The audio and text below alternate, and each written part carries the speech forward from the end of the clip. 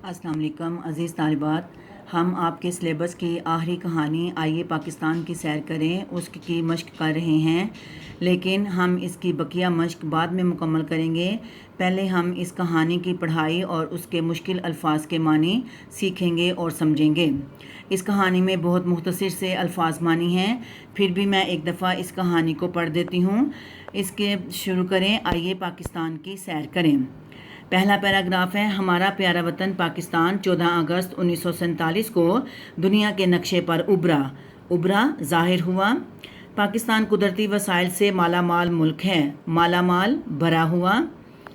इसकी सोना उगलती ज़मीन में हर तरह की फसलें पैदा होती हैं, सोना उगलती जरहेज़। इसमें खुश जायका फलों के बागात भी हैं। इसके सीने पर बहने वाले दरिया हमारे खेतों को सैराब करते हैं, खुश जायका अच्छे जायके वाले। अगली लाइन में देखिए, सैराब करना पानी देना।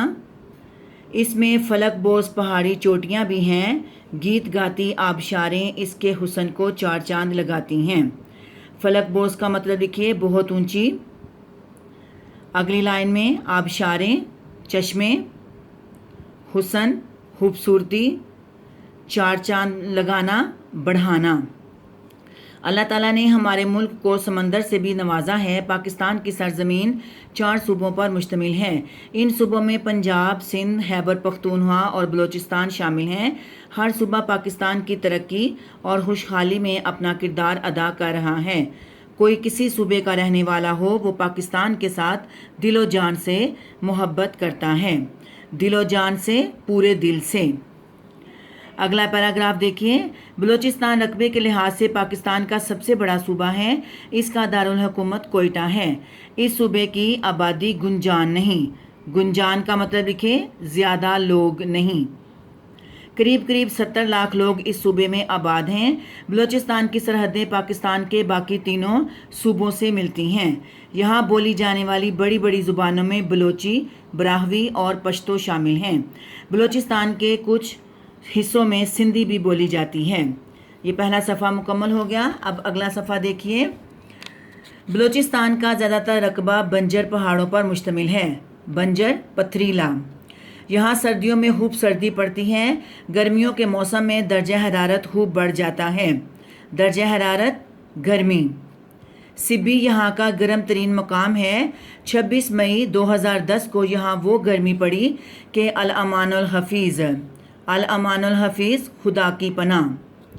अगले पिछले सभी रिकॉर्ड टूट गए। इस रोज़ इस मकाम का दर्जा हरारत 53 डिग्री सेंटीग्रेड रहा। पहाड़ी इलाका होने की वजह से यहाँ कभी कभार ज़लज़ले भी आते हैं। 1935 में आने वाले एक शदीद ज़लज़ले से कोयटा शहर बिल्कुल मलिया मेट हो गया था। मलिया मेट होना, तबाह बर्बाद होना। बलूचिस्तान की सरजमीन फलों की पैदावार के लिहाज से मशहूर है। पाकिस्तान का 90% अंगूर यहाँ पैदा होता है। चेरी और बादाम भी वाफर मिकदार में पैदा होते हैं। यहाँ पैदा होने वाले दीगर फलों में खुबानी, आड़ू, अनार, सेब और खजूर शामिल हैं। दीगर दूसरे। ये सूबा मादनी वसाइल से माला माल है। यहाँ सुई के मकाम से कुदरती गैस भी निकलती है, सुई जगह का नाम। बलूचिस्तान में हाल ही में गवादर के मकाम पर बंदरगाह तामीर की गई है।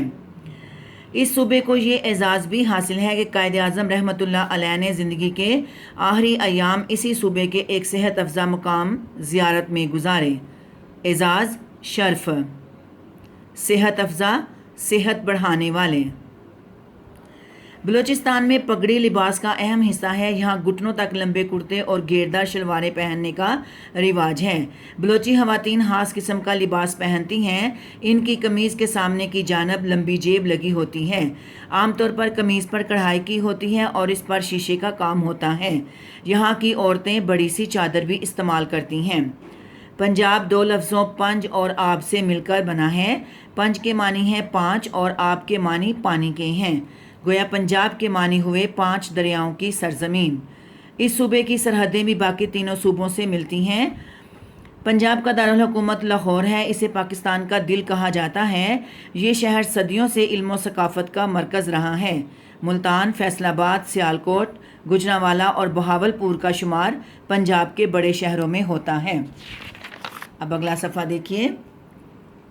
فیصل آباد کو پاکستان کا مانچسٹر کہا جاتا ہے۔ یہاں کپڑا بنانے کی صنعت ہے۔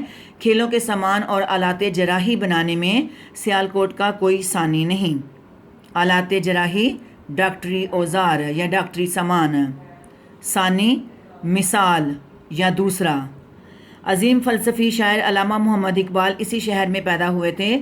وزیر آباد میں اعلیٰ قسم کے چاقو چھریاں بنائی جاتی ہیں۔ گجرات کی پہچان عمدہ قسم کے فرنیچر کے ساتھ ساتھ پنکھا سازی کی صنعت بھی ہے۔ گوجرانوالہ میں بجلی سے چلنے والی اشیاء مثلاً واشنگ مشینیں، پنکھے، روم کولر اور ہیٹر بنتے ہیں۔ چنیوٹ میں بنا ہوا فرنیچر اپنی مثال آپ ہے۔ پنجاب کی زمین نہایت زرخیز ہے۔ یہاں بہترین نہری نظام موجود ہے۔ زمین کی زرخیزی کی وجہ سے یہاں فصلیں خوب اگتی ہیں۔ گندم، کپاس، گنا اور چاول یہاں پیدا ہونے والی مشہور فصلیں ہیں۔ چھانگا مانگا کا جنگل اپنی نوعیت کے لحاظ سے دنیا میں انفرادیت رکھتا ہے۔ انفرادیت رکھنا، الگ مقام رکھنا۔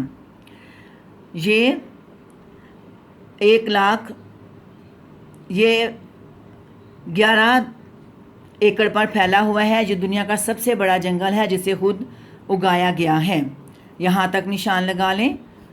تو ان کے الفاظ معنی جو میں نے پڑھائے ہیں آپ کو، میں ان کی تصویر بھی آپ کو سینڈ کرتی ہوں جن کو آپ نے یاد کرنا ہے، اور باقی کام کل انشاءاللہ تعالی۔